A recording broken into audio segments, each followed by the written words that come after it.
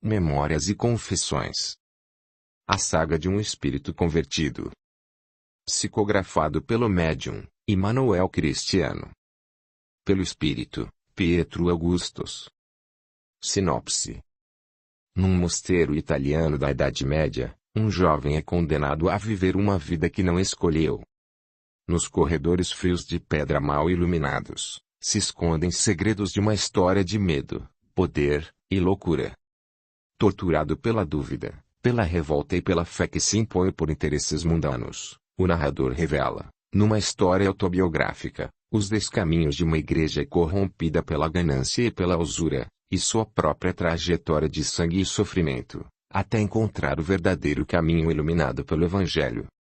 Séculos de sofrimento, e um desenrolar de personagens entrelaçadas pela disputa do poder, compõem o pano de fundo desta trama surpreendente contada pelo espírito Pietro Augustus, assinada pelo médium Immanuel Cristiano.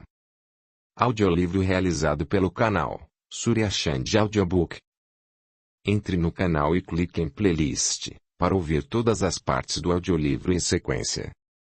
Apresentação: Pietro Augustus, o autor espiritual deste livro. A princípio não sabíamos seu nome nem os tortuosos caminhos que trilhara. Era para nós mais um dos espíritos que se comunicam em nossas reuniões mediúnicas, no Centro Espírita Allan Kardec, dizendo-se adversários, nossos ou da doutrina espírita. Como todos, foi acolhido com compreensão e fraternidade pelos amigos espirituais, ao longo de muitas comunicações, durante mais de 5 anos, acolhimento que, os encarnados, procurávamos imitar e secundar. Foi também ao longo dos tempos que começamos a perceber como esse espírito se sentia tocado pela simplicidade e devotamento dos bons espíritos e o esforço cristão desenvolvido pelos colaboradores encarnados. Observando agora, triunfando sobre os obstáculos, no testemunho difícil da sua renovação, sentimos-nos gratificados e estimulados à continuidade do labor que se realiza nas reuniões mediúnicas, o do acolhimento e orientação aos espíritos perturbados e perturbadores, objetivando trazê-los de novo ao aprisco de Jesus. Convidamos você, leitor amigo, a conhecer também estas memórias e confissões, a saga de um espírito convertido. Terezinha Oliveira. Advertência. Prezado leitor, antes de folheares estas páginas, sabe que não nos propomos fazer literatura de ficção, romance histórico, muito menos uma obra para o deleite dos desocupados. Estas laudas, autobiográficas, expressam a bravura de uma alma decidida que, ao encontrar a verdade, com ela consorciou-se, iniciando sua reabilitação espiritual, ao mesmo tempo em que compartilha com a humanidade, de maneira instrutiva, suas dolorosas memórias, tristes confissões e amargurada saga. Se trazes na mente, estimado leitor, o espírito de mera curiosidade, estas páginas não são para ti.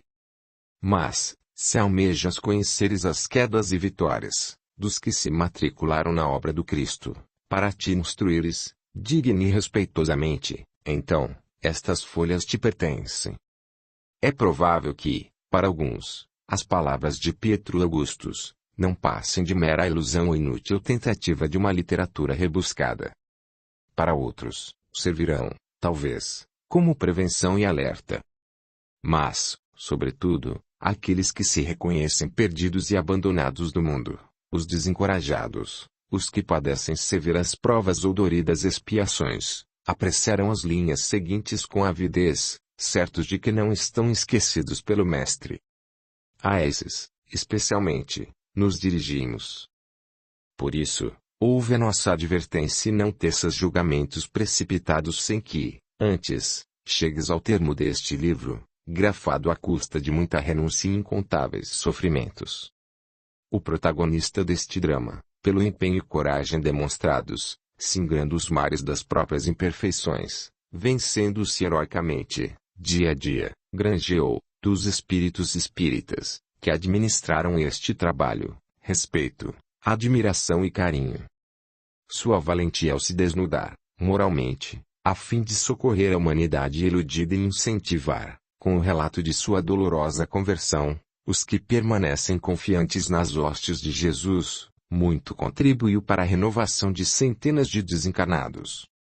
Na certeza de que teu interesse pela instrução ou renovação moral seja o móvel desta leitura, estendamos nossa estima pela honra da tua atenção e pedimos a Jesus a todos nos abençoe, hoje e sempre, com o lume, flame potente, da verdade. Nora, Constança, irmão Simplício. Eurípedes Barçanufo, Ivônia Pereira. Wilson Ferreira de Melo. Campinas, 17 de maio de 2006. Página de gratidão. Amigos. Sei que não disponho de autoridade moral para vos escrever.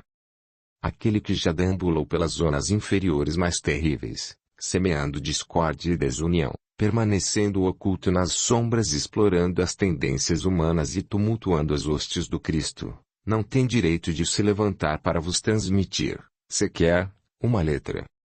Entretanto, irmãos, eu vos peço. Escutai-me por misericórdia. Se não como um confrade de vossas luzentes fileiras, ao menos, como um enfermo da alma ou um nécio recém-desperto e saído da caligem torturante das próprias emoções em desalinho. Nada, em minha vida de espírito imortal, foi tão significativo quanto a doutrina codificada por Allan Kardec. Errava no mundo, perdido nas ilusões passageiras, e encontrei no Espiritismo o albergue luminoso e seguro guiando-me para Jesus. Albergado sob as alvinitentes asas de Caritas, percebi idealistas que souberam suportar-me ensejando o sublime momento de conhecer, efetivamente, a Boa Nova. O Evangelho de Jesus, por mim esquecido na poeira do tempo, agora permanece fúlvido e fulgente, ajudando-me no árduo caminho da reparação e liberdade. Graças às vozes esclarecidas que da tribuna bradaram fora da caridade não há salvação e àqueles que, a vida do Mestre, cantaram, falaram e escreveram com os próprios exemplos, tomei-me mais sensível. Trabalhando em nome do Consolador, encontrei mãos abnegadas que socorrem e amparam os necessitados ensinando-me o poder verdadeiro da oração. Deus abençoe os que já aprenderam a doar de si mesmos em benefício do outro. Aqueles que dialogam com encarnados e desencarnados.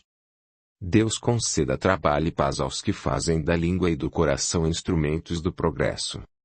Os acolhedores da pobreza, da mesma forma, ensinaram-me que no exercício da benemerência, abrindo os pórticos da alma encontra-se Jesus de maneira mais rápida e verdadeira. Mas, sobretudo, aqueles que souberam suportar os nossos desatinos. Os que não desertaram quando tudo fizemos para separá-los. Os que toleraram quando tudo engendramos para irritá-los. Os que calaram quando poderiam protestar. Os que serviram quando poderiam, meramente, no orgulho ferido, se apartar. Os que acalmaram tumultos diversos quando poderiam exigir condições melhores. Os que encontraram a paz de consciência no dever cumprido. Esses, irmãos, de fato, me libertaram. Foram essas as cartas vivas que me arrancaram do ódio, da perseguição e da revolta. Tornaram-se minhas candeias, meus amigos, meus verdadeiros irmãos. A vós, mensageiros da esperança, escrevo, nesta hora, sabedor de que não tenho direito para isso. Mas, se por piedade cristã, vos dignastes ouvir-me, ouvi. Não me dirijo aos orgulhosos, caprichosos e vaidosos, pois que esses eu os conheço muito bem e nada encontrei neles que me fizesse mudar. Assim como eu, eles também, um dia, libertar-se-ão. Costumam, porém, ser mais barulhentos e por vezes ocultam a dama da caridade que, num silêncio cósmico, percorre, inefavelmente, os caminhos e descaminhos dos sofredores, ofertando blandiciosos beijos de luz. Dirijo-me a vós, espíritas. Trabalhadores incansáveis, que me auxiliaram, vencendo-se, que me iluminaram, iluminando-se, que me ensinaram o perdão, perdoando-me. A vós, semeadores do bem, tarefeiros incansáveis, servos fiéis da verdade, redijo esta carta, escutai as indigentes palavras de um réprobo convertido e, por nós, perseverai em vossa senda repetindo com Jesus. Bem-aventurados os pacificadores, porque serão chamados filhos de Deus. Bem-aventurados os perseguidos por causa da justiça, porque deles é o reino dos céus. A vós, obreiros do Cristo, estendo de alma sensibilizada, arrependido e renovado o meu eterno muito obrigado. Pietro Augustus. Introito. O mundo atual marcha e ostenta os múltiplos avanços do intelecto humano. O ambiente tecnológico, no qual a humanidade se encarcera, engendra um período de ócio moral em que o altruísmo não é reconhecido senão como valor religioso e desgastado. Entregue às próprias conquistas, o planeta lembra-se apenas dos vencedores. Ondulam os hinos bélicos conclamando os homens para a vitória uns sobre os outros, demonstrando a paz como troféu granjeado à custa de sangue e barbárie. Para a civilização de agora, a felicidade é sinônimo de capital e poder. O mundo, ébrio de glórias exteriores e efêmeras, lembra-se apenas dos laureados pela ilusão do Fausto e da fama, sem, contudo, perceber que os verdadeiros heróis, aos olhos de Deus, são os que rompem a barreira da fantasia emergindo do lodo da vaidade, vencendo-se, em silêncio, a cada dia. Nos circos modernos, nas arenas desportivas, não é raro encontrarmos criaturas fascinadas pelos loureiros, ultrapassando os limites físicos, em prodigiosas demonstrações de técnica, coragem, renúncia, esforço, suor e lágrimas para, no pódio dos sonhos, erguerem o vaso dourado das competições mundanas. Nos campos alucinantes da guerra, onde Marte semeia a destruição, o soldado comparece impávido, teso, audaz, desafiando a morte para, no final, receber de vitória, a Deus alada, os lauréis do triunfo e a alcunha de paladino da nação. Nas universidades odianas, tomadas pela presunção, digladiam-se, sob os olhos lacrimantes de Atena, os sábios cujos nomes figuram ou figurarão na história. Muitos, honestamente comprometidos com a ciência, enfrentam ambientes difíceis, conflitos humanos, e são capazes de perecer por uma descoberta científica. No desporto, na guerra, no saber destacam-se, sobremaneira, os vitoriosos. Muito digna a rememoração dos que triunfaram na vida física. Prover a Deus que as criaturas, na aquisição dos valores morais, empreendessem esforços análogos. Porém, os vencidos jazem sepultos no esquecimento das massas ou amaldiçoados na recordação dos feridos. Enquanto os povos edificam heróis para imortalizar os seus notáveis, Jesus desce aos charcos para resgatar os falidos. Se o mundo rende homenagens aos egrégios, Jesus aprecia o progresso humano, mas trabalha para recuperar os derrotados. Se as nações glorificam as vidas dos que se sacrificaram para dignificar a raça, Jesus procura os que se esforçaram por servir a Deus e mergulha nos pântanos tenebrosos dos que se perderam, em qualquer campo, cooperando por reerguê-los. Ninguém jaz desprezado pelo Mestre. Se os homens esqueceram-se do maior mandamento, desamparando os incautos, as leis divinas não os abandonaram. Se as criaturas confinaram os maus no orco em chamas da mitologia, os espíritos do Senhor, por fraternidade, deles não se apartaram e por eles trabalham a fim de que esclarecidos, arrependidos ou imputados, retornem ao orbe e devolvam às criaturas o que delas arrancaram, reabilitando-se diante da lei. Mesmo os grandes tiranos foram abençoados pelo condão do amor. Em sua infinita sabedoria, Deus nos fez viver em sociedade para que os laços da ternura, representando seus desígnios, guiassem os seres pelos labirintos da vida.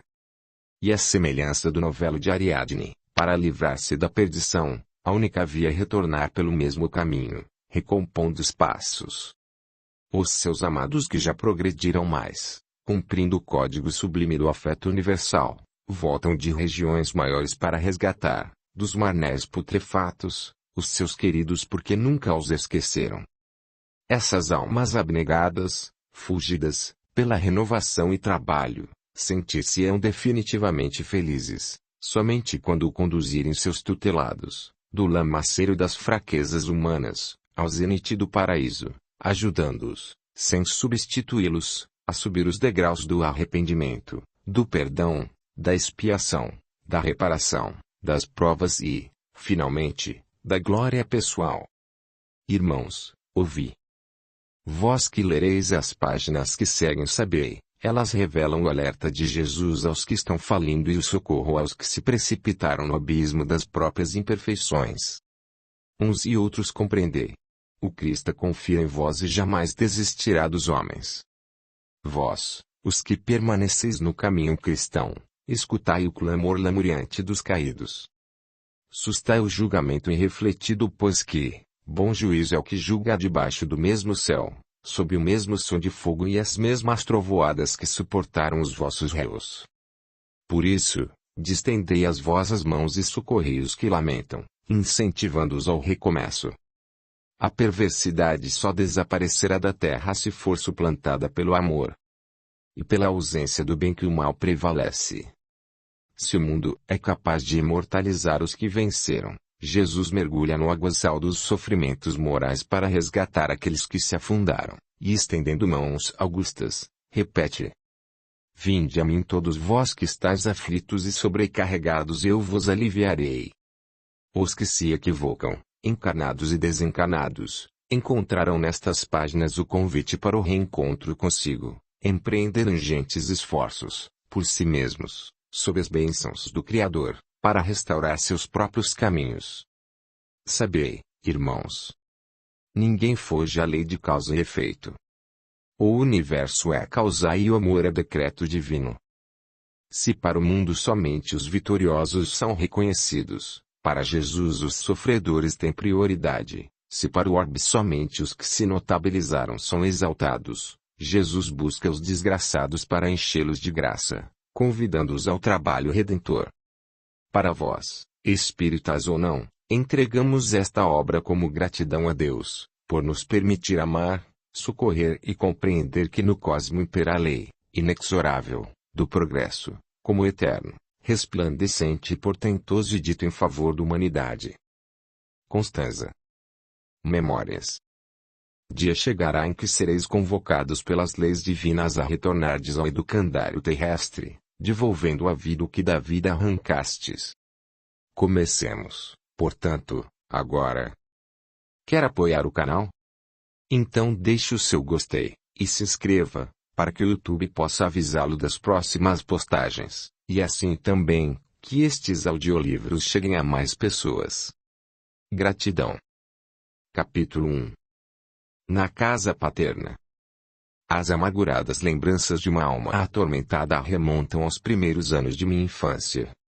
A Itália medievalista, repleta de feudos e conflitos políticos, trazia, no bojo da nobreza, uma família ambiciosa e ávida por lutas e conquistas, fausto e glória, compondo, assim, o perfil de uma casta fidalga.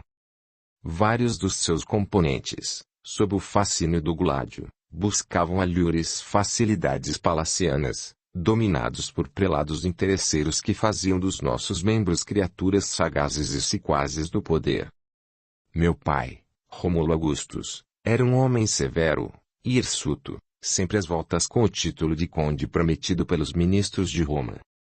Após várias gerações de trabalhos bélicos, de servidão teológica e anos de tentativas o clero, agora, prenunciava a chegada do atributo honorífico. Um filho. Eis o que faltava. Oferecer um nobre para integrar o corpo de Cristo teria uma dupla finalidade. Representar nossos interesses no domínio clerical e conquistar, definitivamente, a alcunha palatina por meio de um poderoso dote à Igreja. Foi nesse ambiente que renasci, na longa decrepitude da era mediévica. Um dia, quando o crepúsculo vespertino trouxe o lusco-fusco, o senhor meu pai, Rômulo Augustus, rompeu o átrio de nossa casa, deixou os equinos sob a diligência dos vassalos, transpôs o grande pórtico e bradou. Constanza. Era a senhora minha mãe. Ela desceu o longo escadório, apressadamente, puxando-me pela mão, ao mesmo tempo em que alçava, nobremente, o pesado vestido ornado por ricos fios dourados, acenando-lhe, de maneira servil, com um sorriso afetuoso. Eu contava cerca de 7 anos. A voz do senhor feudal sempre me terrificou. Augustus apreciava pegar-me pelos braços e lançar-me às alturas. Todas as tardes repetia o estranho rito, desrespeitando minha natural fragilidade. Mas, nessa ocasião, o afago veio acompanhado de uma pavorosa notícia. Seus olhos faiscavam, o peito arfante parecia não conter a lúgubre emoção. Fitou-me de maneira que jamais esqueceria e falou-me num sorriso hipócrita. Pietro Augustus, filho meu. Não serás como os outros. Não pegarás em armas, não lerás casamento de interesses, representarás nossa família nos círculos mais ilustres da comunidade a que pertencemos. Serás matriculado na Igreja Romana. Roma, acolhedora de nosso clã desde a gênese de nossa estirpe ilustre, ganhará um prior que nos possa guiar nas entranhas do poder. Toda a família nobre deve ter um representante religioso, a fim de assegurar as intenções sociais e políticas. Nada de mulheres e casamento. Não frequentarás tabernas ou folguedos, serás um homem celibatário, como convém a todo santo. E, gargalhando, considerou estentoroso. Um menino casto, político e religioso, um clérigo, finalmente. Foi assim que desde os verdes dias da minha existência, nesse período distante, já estava prometido às terríveis hostes do Cristo. Vi meus irmãos dirigirem-se faceiros e festivos às aulas de equitação, observei, frustrado, a alegria deles nas competições de esgrimadura, manejando o florete, o sabre e a espada com habilidade. Notei, enfurecido, a predileção das mulheres para com eles. Testemunhei, de alma abrasada, a maneira como se desenvolveram, enquanto eu ouvira de receber, no silêncio tumular de uma alcova, a presença amarga, ímpia, tirana, de homens hipócritas vestindo hábitos negros, carregando no peito crucifixos de ouro, certamente fundidos à custa de muita exploração popular. Aprendi desde cedo a odiar aquele signo, símbolo doirado da minha desgraça, brasão fatídico da minha desventura, infausta insígnia da mentira e do sinistro destino que me abateu. Severos e cruéis, insistiam em que abandonasse o dialeto da minha região para dominar o latim arcaico. Durante horas inteiras obrigavam-me a debruçar sobre páginas ininteligíveis, a fim de entender a doutrina de um mestre que aprendi a desprezar e abjurar por meio das fibras mais íntimas e tiranas do meu desolado coração. Porque me impunham verdades com as quais não concordava. Como poderia uma criança suportar todas aquelas imposições? Que representante do amor era aquele Jesus? Por quais sortilégios enganava os homens? Inúmeras vezes fora assediado pelos loucos do Cristo. Não entendia aquelas expressões, dizia-me fazer parte da iniciação e muitas coisas precisavam ficar em absoluto segredo. Para isso trancafiavam-me, dizendo aos meus progenitores que, durante dias, ficaria em penitência numa cela improvisada em nossa própria casa. Os anos impiedosos rolaram lenta e terrivelmente. Aos poucos eu saía da primeira juventude e meus instintos humanos faziam-me buscar as camponesas, sob os protestos e a vigilância acirrada dos tutores que se preparavam para me encarcerar num mosteiro qualquer das várias regiões italianas. Eu preferia a morte a receber o toque dos déspotas cristãos. Não suportava a ideia do monastério, ansiava a vida, menoscabava o hábito, almejando a luxúria, desprezava 1000 vezes o celibato, idealizando uma família nobre e profícua, cultivava a guerra, os lauréis da vitória, a magnificência, o apogeu do luxo, como sequência natural das tradições de Roma. Nada no cristianismo atraía-me. Entretanto, triste e perversa a vida. Como contrariar a voz enfurecida de Rômulo Augustus? Por muito menos Giuseppe, um nosso irmão de sangue, fora amplamente torturado e quase morto, por questioná-lo sobre uma mera estratégia política. Não podia. Meu fadário odioso estava traçado. Assim, desde as primeiras recordações dessa vida triste e malditosa, sempre que ouço o badalejar dos brônzeos sinos cristãos, lembro-me com estertores e escalafrios do terrível dia em que fui sepultado vivo. Sim, porque os conventos medievais eram verdadeiras lápides sob as quais se esqueciam os afetos e desafetos, para a casta dos Augustos, minha família, e, sobretudo, ao Senhor meu Pai. A Igreja representava forças importantes para a carreira política e, principalmente, para a aquisição do título de conde amplamente ambicionado por Rômulo. Sob o heróico, nobre e inesquecível concurso de Constança, minha doce mãe, consegui resistir ainda, alguns poucos anos, à delegação que, de tempos em tempos, nos visitava.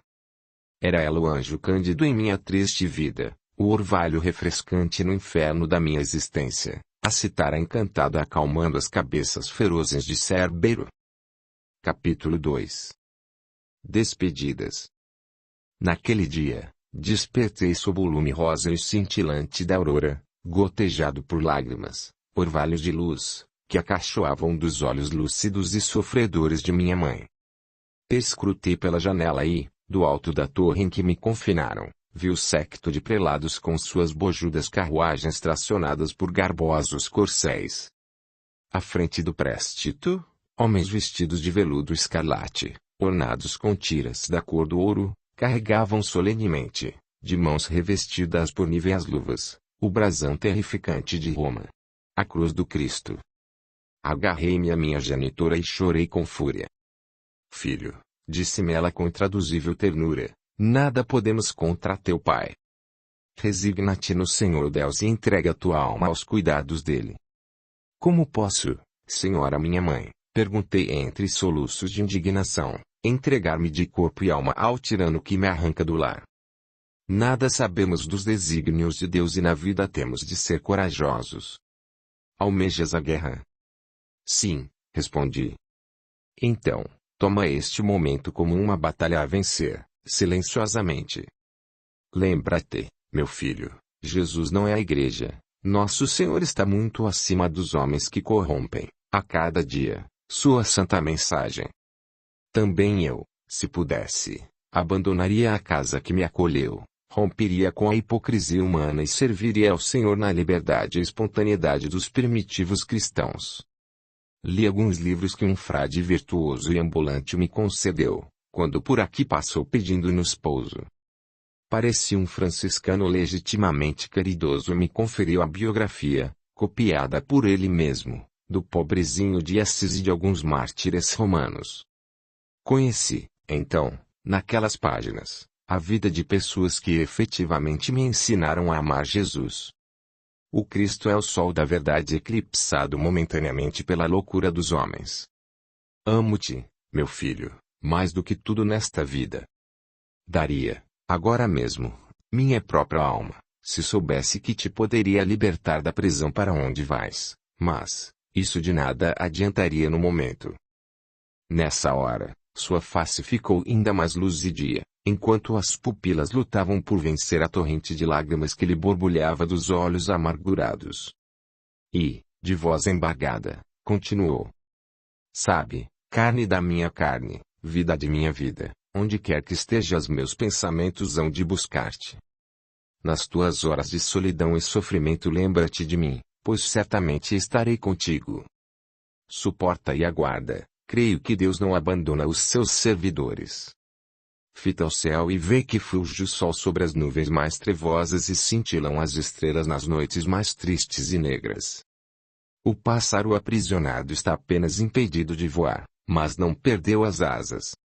O rio represado está proibido de correr, mas não cessa o seu frescor. Os campos se entristecem no inverno cruel e rigoroso para florescerem, poderosamente, nos primeiros raios de primavera. Aguarda, recolhe as tuas asas, aceita o cárcere momentâneo, suporta o inverno que te busca, enfrenta corajosamente a noite densa e espera a aurora da verdade. Os mártires de nossa fé sentiam-se felizes em descerem ao circo para entregarem a vida por Jesus. Refugiaram-se nas catacumbas, suportaram a tirania e a perseguição, a tortura e a morte, mas retomaram em glória suprema para Deus. Saibamos retirar deste momento um período de provação para nosso espírito. Meu querido, sinto-me ligado à tua alma por laços inexplicáveis. Desejava trocar de lugar contigo, arrancar-te o madeiro que te impõe, pois que percorreria, eu mesma, a via sacra que te impelem. Se for possível pedir-te algo, neste momento de crueldade, imploro-te, perdoa a teu pai e nunca te revoltes contra Jesus. Coloquei em tua bagagem os escritos que recebera do santo homem, as histórias das vidas pias, para que te sintas amparado.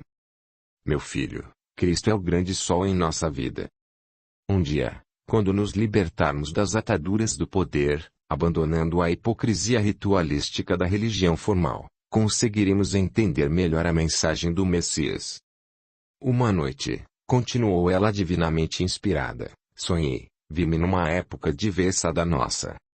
Os sacerdotes haviam perdido o domínio, a religião não estava consorciada à política, os homens estudavam com liberdade e o povo ganhara letras e sapiência. Nessa época, vi surgir o Cristo, diferente das tradições que cultivamos, vi, ainda, as sepulturas se romperem e o mundo dos mortos se abrirá ao dos vivos. Dia chegará, meu filho, em que o Espírito da Verdade reverberará por toda parte.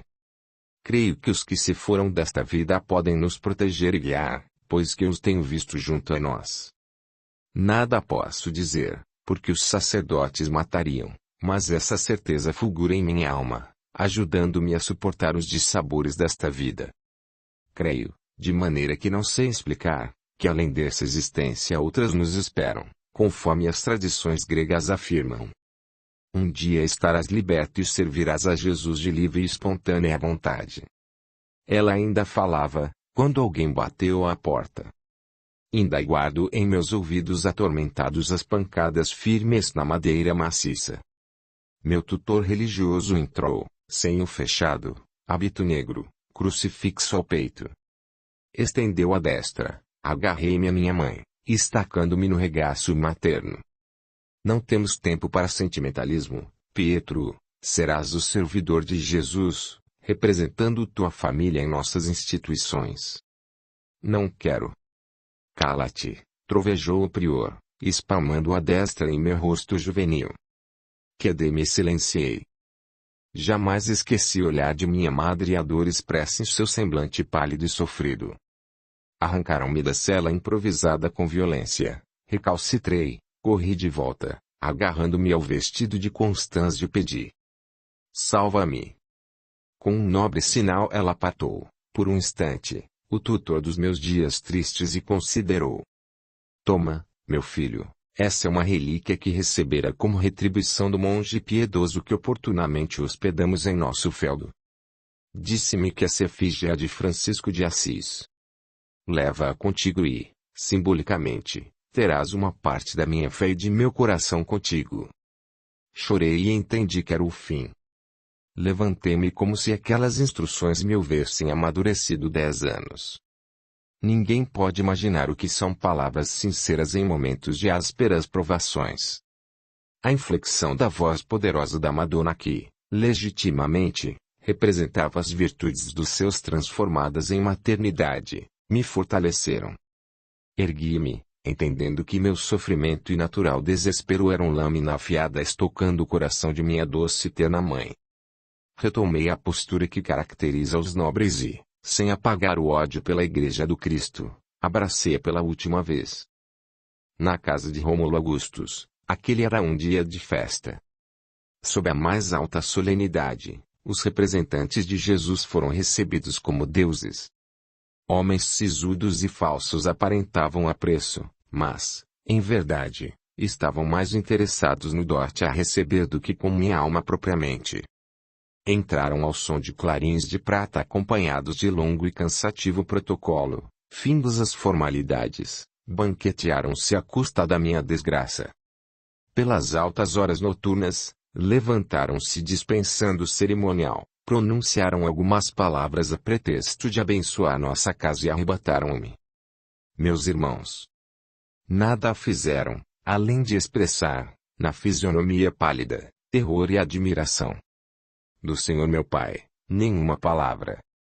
Esperava, ao menos um gesto de afeto, um aceno em despedida. O futuro conde interessava-se apenas pelos títulos nobiliárquicos, e eu era a moeda, o selo com o qual pagam os custos das suas perversas ambições. se de fato tornou-se conde. Nunca soube. Se à mão houvesse uma espada o decapitaria, a ele e aos prelados malditos. No exterior da casa feudalista, um cortejo de servos iluminavam, com brandões flamíferos, o caminho entre a residência senhorial e as diligências romanas. Sob severas exprobações, lançaram-me na carruagem destacada para o traslado. Minha santa mãe correu claudicante, trazia a cabeça ornada por negro e esvoaçante véu, agarrou-se à grade de abano fenestrada do carro medievo e notei-lhe, pelo luciluzir dos achotes, a face vermelho deformada, irreconhecível. Quase morri. Almejando interceder por mim, no heroísmo dos que aprenderam a extinguir-se pelos filhos, ela ousara implorar. Rômulo Augustus a espancara, certamente. Ela pretendeu dizer-me algo, quando um grosso filete de sangue correu-lhe dos lábios feridos impedindo suas derradeiras palavras, enquanto os olhos, aljofrados infinitamente sofredores, me falaram um universo sem palavras. Agitei-me, desejando estraçalhar o ataúde que me conduzia ao jazigo tumular, para abraçá-la. Em vão. Estava tudo consumado. Sob as ordens do prelado, o cocheiro pegou da brida direcionando os animais. Constanza Augustus, minha inesquecível mãe, permaneceu imóvel para, em seguida, quando ergui a destra em sinal de adeus, mostrando-lhe a relíquia que dela ganhara, desfalecer ao solo. Nunca mais, naquela existência, eu a veria novamente. Audiolivro realizado pelo canal Surya Chand Audiobook. Capítulo 3. O sepultamento. Perdemo-nos na vasta escuridão da noite. Não me dirigia de livre e espontânea vontade para a Igreja do Cristo, nas bênçãos da vocação sob o sol da verdade, mas sob a maldição da noite, qual garganta de trevas tragando para o nada meus sonhos e anseios. Enquanto a sinistra carruagem prosseguia no seu canto de horror, sulcando a terra generosa da longa propriedade paterna que aprendi a amar, as estrelas, no meu ocaso juvenil, eram as minhas únicas testemunhas. Fitei-as através da janela e desferi meus pensamentos, amargos como fel, contra esse Cristo demoníaco. Para que o diabo, o filho do carpinteiro, era o próprio Satanás, de pera e chavelhos, especializado em arrancar jovens de casa, inumando-os com vida. Jamais te seguirei, Senhor. Pensei repugnado. Se pudesse, gritaria naquela hora. No auge de minha sufocada cólera, quando o coração parecia explodir dentro do peito, lembrei-me da relíquia materna. Almejei defenestrá-la, mas, acima do santo ali esculpido, ela representava a única santa existente para mim. A minha Madonna Constanza Augustus. O cantilhar triste e melancólico das rodas nos incomodava profundamente. Dias depois, acostumamo-nos.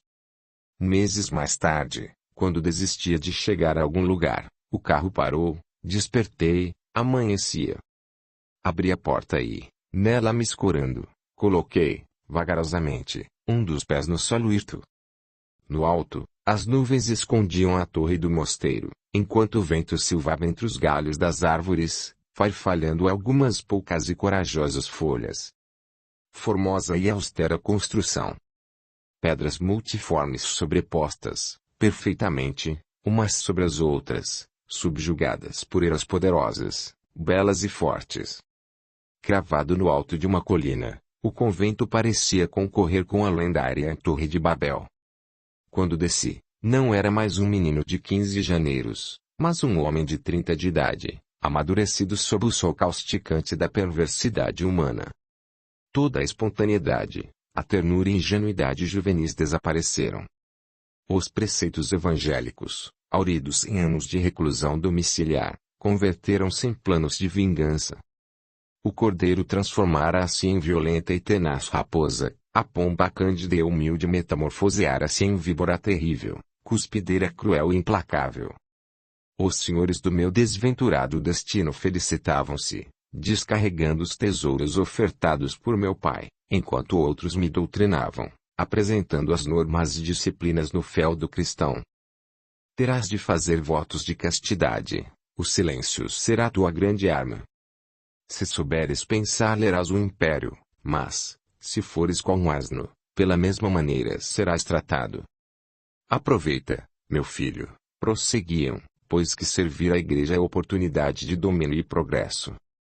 Talvez poucos consigam imaginar o que é o celibato forçado e obrigatório, para quem está no auge da juventude com os instintos vivos e crepitantes, quais brasas incandescentes à espera de galhos secos, a presença constante de olhos severos, contabilizando cada erro com intenções punitivas.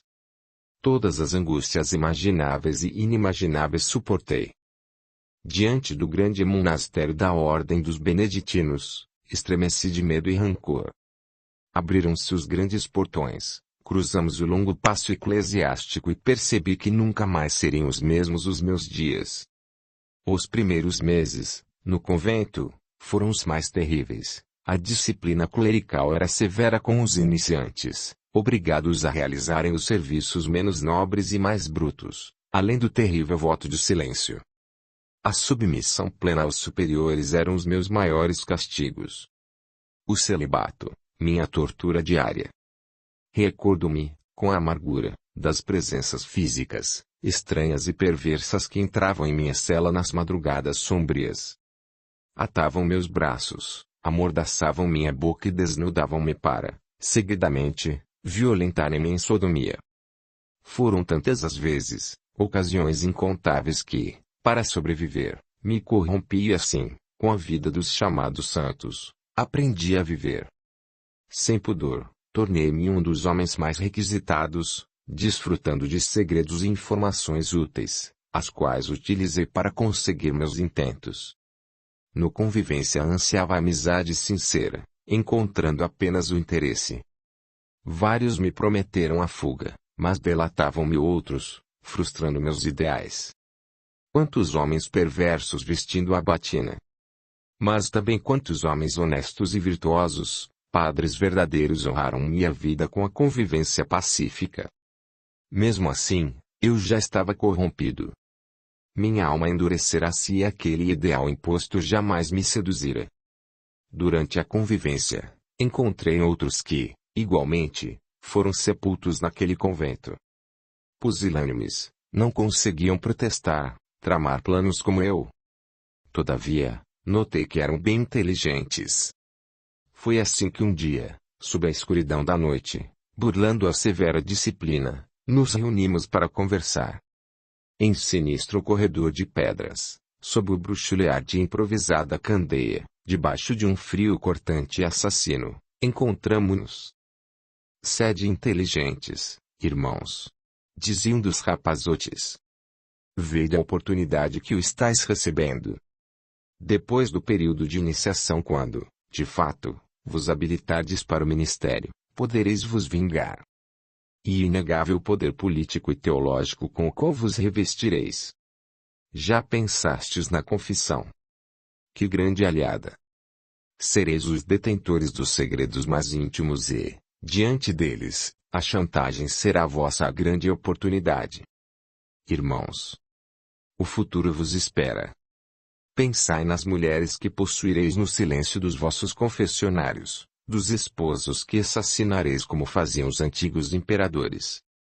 Suportar com bom ânimo essas horas trevosas, abdicai dos vossos instintos naturais para, mais tarde, receberdes a paga. Depois tereis todas as mulheres que desejardes. Quem ousará denunciar um sacerdote do Cristo? Fostes abençoados pelo poder. Vitória, a deusa dos nossos antepassados, abre as asas sobre vós, os imperadores do futuro. Pela primeira vez, em vários anos, desde que fora inumado em vida, sorri satisfeito. Enfim, uma oportunidade de efetivar vingança e, ao mesmo tempo, de protesto diante da vida, já que a igreja não havia respeitado os meus ideais. Assim, esperava com ansiedade a hora em que romperia a lápide, fugindo do cemitério putrefato no qual me encarceraram, respirando, enfim, o ar da liberdade.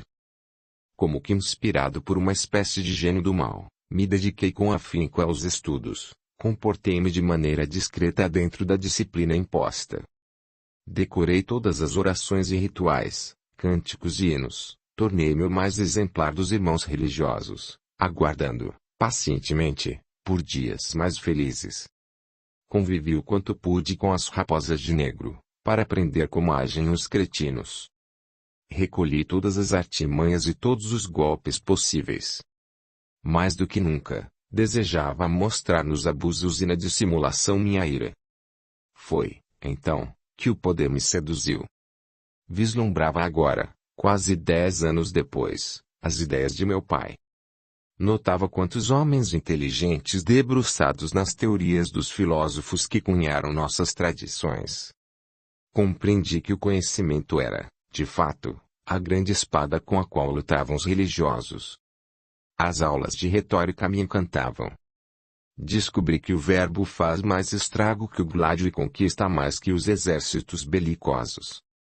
Observava como meus lentes aproximavam-se interesseiramente de homens importantes. Anotava-lhes os discursos sem que percebessem, escondia minha inteligência para que não se sentissem ameaçados. Mais tarde os reproduziria ao meu modo. Espreitava os que buscavam a fé verdadeira e deixavam, aos cuidados dos meus mestres, bolsas recheadas de moedas de ouro, com as quais pagavam pelas palavras falsas de consolo ou por dias felizes após a morte. Era fácil, todos acreditavam no que dizíamos. Ali estava a receita de vingança para a igreja que arrancara de mim a própria felicidade. Capítulo 4. Sob a fúria do Achote. Os dias, semeados pela alvorada e cegados pela foice negra de Nix, desdobravam-se lentos, rotineiros e penosos. Sob o fardo de austera disciplina, empreendíamos tarefas domésticas para a sobrevivência e manutenção do feudo. Os noviços provinham de diversas regiões, até mesmo de países distantes. Traziam na bagagem moral várias histórias dramáticas. Algumas infinitamente piores que as minhas. Vi rapazes virarem homens de uma semana para outra. Alguns, tomados por portentosa melancolia ou estrondosa revolta, buscavam a liberdade no suicídio. Numa ocasião, um dos internos, que me inspirava amizade e confiança, segredou-me.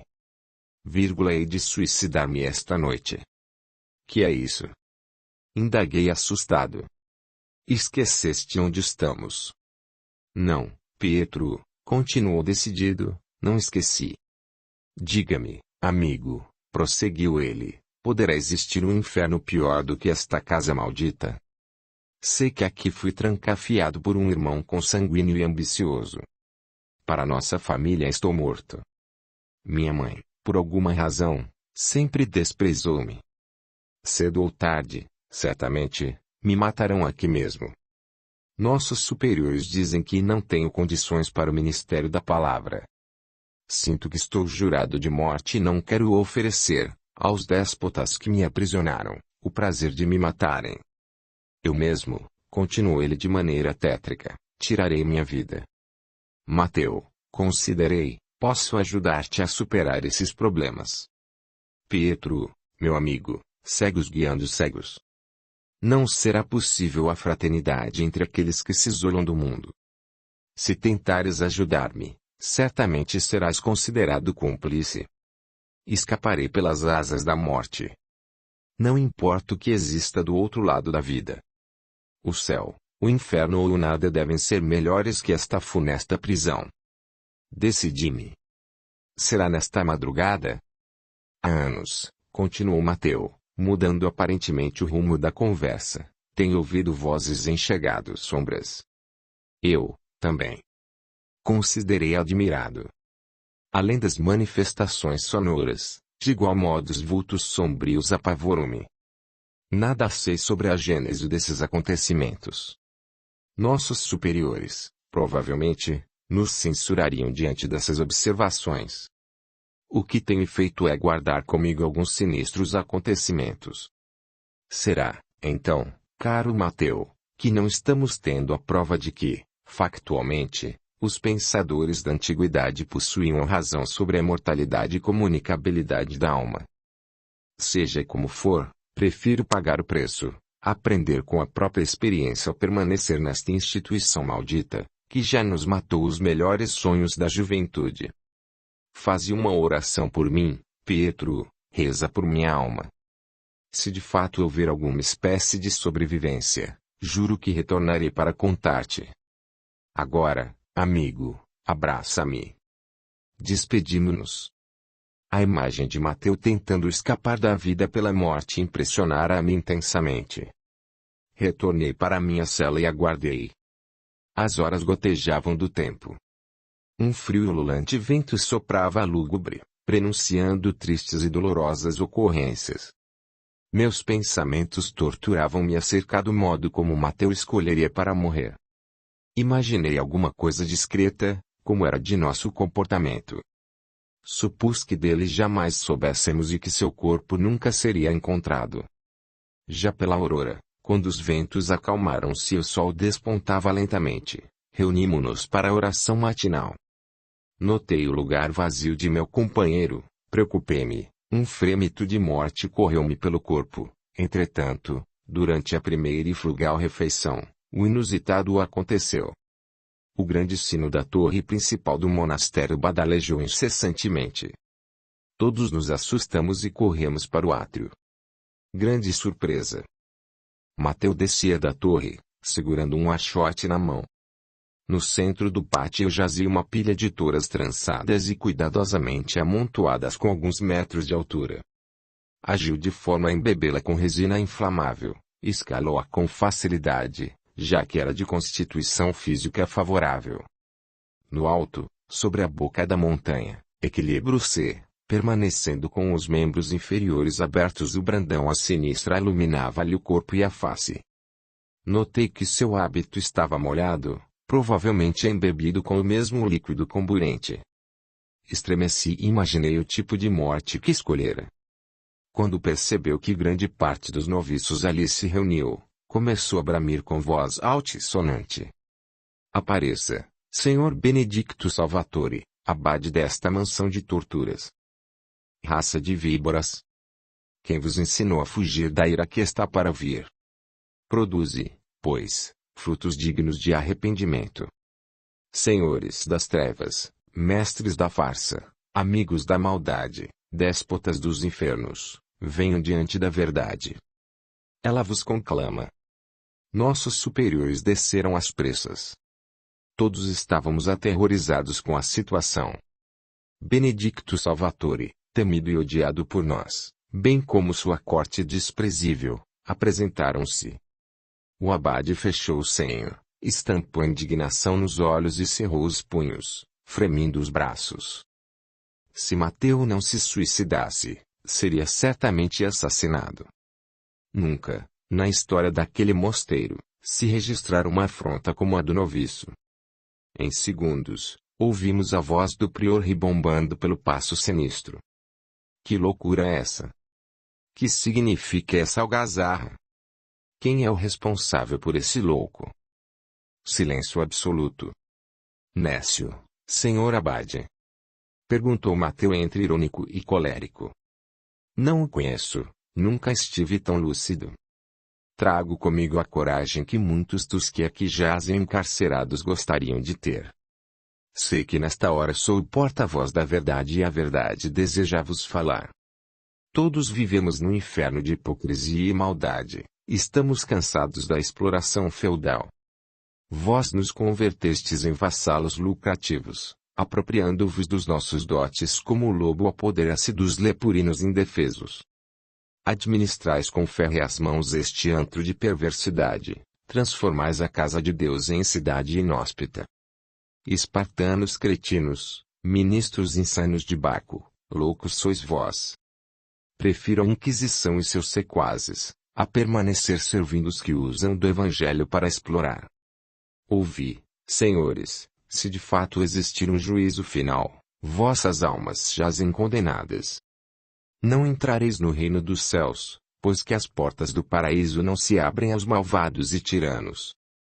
Fizestes desta casa de oração um covil de salteadores, onde os confinados padecem o enxofre do vosso cesarismo. Abusais de nossas capacidades, impondo-nos insuportáveis tarefas. Ouvi, prior Benedicto Salvatore, Abri os vossos ouvidos à verdade que vos busca a qual celeste trombeta. Se, de fato a vida continuar no além, como afirma o apóstolo de Atenas, quero que saibais, abade, eu vos assombrarei. Farei um contrato com Satanás e o príncipe das trevas me libertará, a fim de que venha torturar-vos. Salvatore estava petrificado. O medo, qual espírito do mal, dele se apossara. Os olhos esbugalharam-se, a boca, gretirta, o impedira de falar, mas, amparado e advertido pelos seus acólitos, tomou coragem, vociferando. Cala-te, espúrio. Tenho família nobre, senhor Benedicto. Nunca vieste da aristocracia, pusilânime. Por isso trouxeram-te aqui. És o fruto de uma ligação pecaminosa. Tua mãe verdadeira é uma meretriz. Foste concebido num lupanar fétido. O herdeiro legítimo de teu pai, continuou Benedicto de língua dardejante, após a morte do genitor, não pretendia dividir contigo as terras da família. Por isso nos confiou a tua estúpida presença. És o filho desbone, da concupiscência, da infâmia. Teu pai, o duque Antonino Bevinuti, por piedade, acolheu-te, mas nunca te amou. Fê-lo, em verdade, por graves ameaças de um pároco insensato que sonhava transformar, em comunidade cristã, o femeeiro de onde vieste. Sob juramento, o duque apalavrou-se em jamais quebrantar o pacto moral que fizera, de sustentar-te até a vida adulta. Mas, com a morte do teu benfeitor, a duquesa, tua madrasta, afrontada dia e noite com tua malfadada presença, mancomunada com seu filho legítimo, nos confiaram tua alma pecaminosa, gerada no ventre pútrido das patuscas mulheres de vida promíscua. Não posso crer, gritou Mateu em lágrimas. É a verdade com todas as suas faces. Mas as meretrizes também são filhas de Deus, senhor padre. Não, criatura perdida. As cortesãs venderam a alma ao demônio e os que delas nascem trazem no coração os dissabores de Satanás. Tua atitude, filho da discórdia, mostra em a que vieste neste mundo. Causar confusão, separação, divisão, como só é o diabo fazer. Mentes, cão infame! Gritou o noviço, num choro de revolta e desespero. Mateu impactara-se. Humilhado diante de todos, perturbou-se. Desejou protestar, denunciar a corrupção dos superiores, mas fora abafado pela triste história de sua vida. Muitos dos nossos choravam, enquanto outros riam discretamente da trágica cena. O filho ilegítimo do duque Antonino fitou-me desolado, transfigurara ascendemente estático, o braço hirto, aparador da tocha, pendeu lentamente. Enquanto seus olhos penetravam-me, transtornados e confusos, as chispas lucilantes agarraram-lhe, inesperadamente, as vestes, esfogueando-lhe o corpo num átimo. Mateu lançou um silvo de horror e, transformado em achote humano, precipitou-se para dentro da montanha de lenha que se incendiara imediatamente. Houve azáfama para resgatá-lo, Salvatore, porém, impedindo o socorro, trovejou insano. Aos anjos, o céu. Aos demônios, disse ele com escárnio, a fogueira. E, rindo com estentor, retornou para o convento, enquanto crepitavam, violentamente, as achas de madeira, último refúgio de Mateu. Antes, porém, subiu ao parlatório e ameaçou. Mais algum ato de coragem? Qualquer um de vós que delatardes o que aqui vistes e ouvistes, sereis acusados de conivência. Nosso pobre irmão estava possuído por Satanás e Lúcifer tem suas artimanhas. Zelai por vossas vidas, amados, afastando-vos de protestos como esse. Trazendo a mão ao peito buscou o crucifixo, agarrou-o fervorosamente, e continuou imprimindo na voz ímpia e falsa mansuetude. A Igreja, amados, é nossa grande mãe que nos tem ensinado a suportar as horas difíceis da vida amparando aqueles que Deus lhe confiou. Somos os vossos tutores, desejamos amá-los como Jesus amou a humanidade. Nosso dever é de vos salvaguardar, livrando-vos do pecado. Dentro de alguns anos, daqui saireis pastores da verdade, guiando o rebanho do Senhor. Confiai na providência divina, apresentai-vos para o trabalho cristão, abdicai de vossos sonhos, porque o reino dos céus vos pertencerá. Aprendei a cumprir a vontade de Deus, suportando-vos uns aos outros e amando-nos como vossos pais e benfeitores. Abraçai-vos agora, irmãos, e recomendai vossas almas a Deus, porque a do vosso desgraçado confrade certamente jaz no inferno. O abade fez o sinal da cruz com a mão e despediu-nos. Diante da hipocrisia, recolhemo-nos em silêncio. Ao crepúsculo, aproximei-me da pira. Era apenas um amontoado de borralha fumegante. Abaixei-me, coletei cuidadosamente, de dedos trêmulos e peito abalado, uma mancha de cinzas, cerrei-a num pulso de força, comprimi ao coração dorido e saudoso, lembrei-me de Mateu e chorei soluçante. Desejei orar. Não pude. Odiava o Cristo.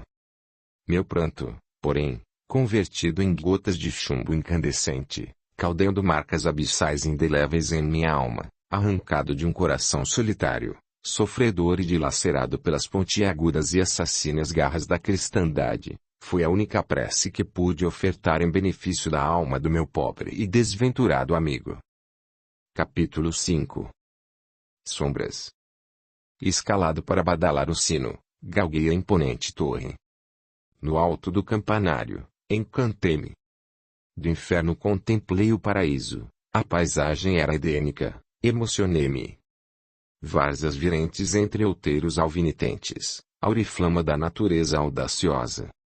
Cobertos de neve, os pináculos das colinas alterosas contrastavam com o rosa matizado do albor.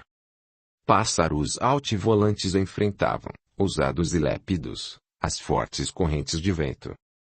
O azul da abóbada, qual manto de safirino esplendor e glória, fizeram-me pensar em Deus. Ele não deve existir. Lamentei. Sentia-me imensamente solitário. Badalei o sino e desci melancólico, reflexivo. Enquanto regressava pelos infinitos degraus, suspendendo ligeiramente o hábito, rememorei com amargura os últimos acontecimentos que amorfinaram, sobremaneira, os moradores da abadia. Suportamos uma inspeção severa e demorada. Nossos tutores se transformaram em bestas taciturnas, impondo-nos as mais terríveis obrigações. Todos os dias buscávamos impositivamente o confessionário, apontando os nossos anseios e dificuldades. Muitos de nós permanecíamos sofredores e lacônicos. Alguns disfarçavam o coração opresso. O voto de silêncio fora decretado para todos os noviços, objetivando impedir qualquer colóquio sobre os últimos fatos. Temiam que nova insurreição se fizesse por outros rebeldes do Evangelho. O convento era, de fato, um lugar em que se preparavam os representantes do clero. Aulas de filosofia e teologia ocupavam-nos o tempo, após as atividades rotineiras de trabalho braçal. As reuniões de estudos processavam-se silenciosamente. Apenas a voz do mestre poderia ser ouvida, as perguntas, formuladas por escrito. Nesse período, a filosofia era a serva da teologia. As noites nunca mais foram as mesmas depois da morte trágica de Mateu. Recordo-me de que, após o primeiro trimestre, aproximadamente, do infausto acontecimento, coisas estranhas ocorreram no silêncio da alcova privilegiada de Benedicto Salvatore.